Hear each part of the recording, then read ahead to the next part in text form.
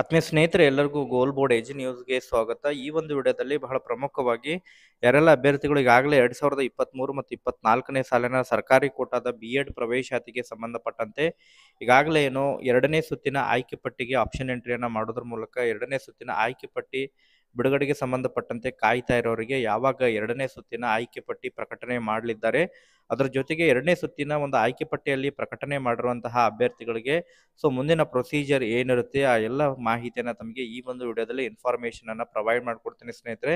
ಅದಕ್ಕೆ ಸಂಬಂಧಪಟ್ಟಂತೆ ಕಂಪ್ಲೀಟ್ ಆದಂತಹ ಇನ್ಫಾರ್ಮೇಷನ್ ಈ ಒಂದು ವಿಡಿಯೋದಲ್ಲಿ ದೊರಕಲಿದೆ. ಆ ಒಂದು ಕಾರಣಕ್ಕಾಗಿ ಪ್ರತಿಯೊಬ್ಬರು ಕೂಡ ತಾವು ವಿಡಿಯೋನ ಲೈಕ್ ಮಾಡಿ ಸಂಪೂರ್ಣವಾಗಿ ವೀಕ್ಷಣೆ ಮಾಡಿ.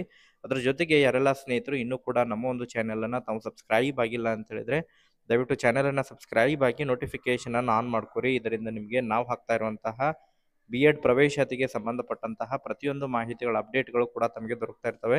ಹಾಗಾದ್ರೆ ಬನ್ನಿ ಸ್ನೇಹಿತರೆ, ಇವತ್ತಿನ ಈ ಒಂದು ವಿಡಿಯೋನ ಪ್ರಾರಂಭಿಸೋಣ.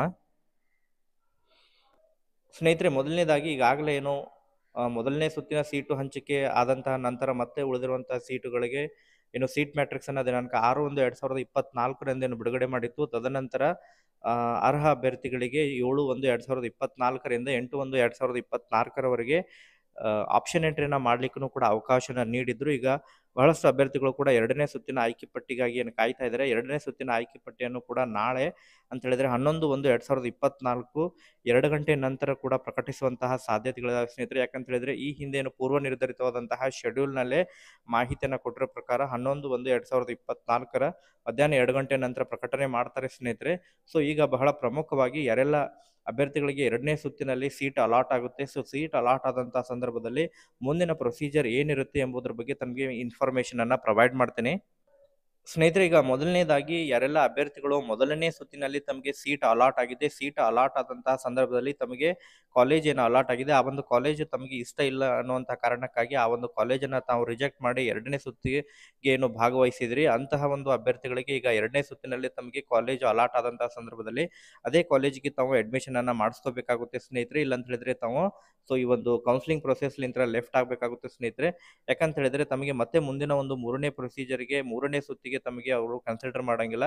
ಯಾರಿಗೆಲ್ಲ ಈಗಾಗಲೇ ಮೊದಲನೇ ಸುತ್ತಿನಲ್ಲಿ ಸೀಟ್ ಸಿಕ್ಕಿದೆ ಆ ಒಂದು ಸಿಕ್ಕಿರುವಂತಹ ಸೀಟನ್ನು ತಾವು ರಿಜೆಕ್ಟ್ ಮಾಡಿ ಎರಡನೇ ಸುತ್ತಿನಲ್ಲಿ ತಾವು ಪಾರ್ಟಿಸಿಪೇಟ್ ಮಾಡಿದರೆ ಎರಡನೇ ಸುತ್ತಿನಲ್ಲಿ ಸಿಕ್ಕಿರುವಂತಹ ಸೀಟನ್ನೇ ತಾವು ಅಡ್ಮಿಷನ್ ಅನ್ನ ಮಾಡಿಸ್ಕೋಬೇಕಾಗುತ್ತೆ. ಅದರ ಜೊತೆಗೆ ಎರಡನೇದಾಗಿ ಯಾರೆಲ್ಲ ಅಭ್ಯರ್ಥಿಗಳಿಗೆ ಮೊದಲನೇ ಸುತ್ತಿನಲ್ಲಿ ತಮಗೆ ಸೀಟು ದೊರಕಿಲ್ಲ, ಎರಡನೇ ಸುತ್ತಿನಲ್ಲಿ ತಮಗೆ ಸೀಟು ದೊರಕಿದೆ.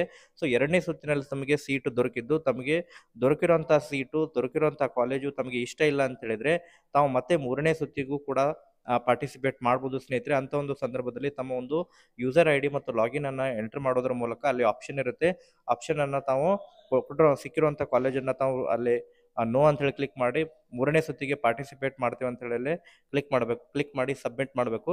ಯಾರೆಲ್ಲ ಅಭ್ಯರ್ಥಿಗಳಿಗೆ ಎರಡನೇ ಸುತ್ತಿನಲ್ಲಿ ಏನು ಸೀಟು ಸಿಕ್ಕಿದೆ, ಸೀಟು ಸಿಕ್ಕಿರುವಂತಹ ಸೀಟು ತಮಗೆ ಅದೇ ಕಾಲೇಜಿಗೆ ತಾವು ಅಡ್ಮಿಷನ್ ಅನ್ನ ಮಾಡಿಸ್ಕೋಬೇಕಂತ ಹೇಳಿದ್ರೆ ತಾವೇನ್ ಮಾಡ್ಬೇಕಂತ ಹೇಳಿದ್ರೆ ತಮಗೆ ಅಡ್ಮಿಷನ್ ತಾವು ಚಲನನ್ನ ಡೌನ್ಲೋಡ್ ಮಾಡ್ಕೋಬೇಕು. ಚಲನನ್ನ ಡೌನ್ಲೋಡ್ ಮಾಡಿಕೊಂಡು ಚಲನನ್ನ ಪೇ ಮಾಡಿ ನಂತರ ತಮ್ಮ ಒಂದು ಡಯಟ್ ಸೆಂಟರ್ ಹೋಗಿ ಅಲ್ಲಿ ಡಯಟ್ ಸೆಂಟರ್ಗೆ ಆ ಒಂದು ಚಲನನ್ನ ಸಬ್ಮಿಟ್ ಮಾಡಿ ನಂತರ ತಾವೇನ್ ಮಾಡ್ಬೇಕಂತ ಹೇಳಿದ್ರೆ ಅನೆಕ್ಷರ್ 6 ಇದೆ, ಅನೆಕ್ಷರ್ 6 ಕೂಡ ನಮ್ಮ ಒಂದು ಟೆಲಿಗ್ರಾಮ್ ಗ್ರೂಪ್ನಲ್ಲಿದೆ.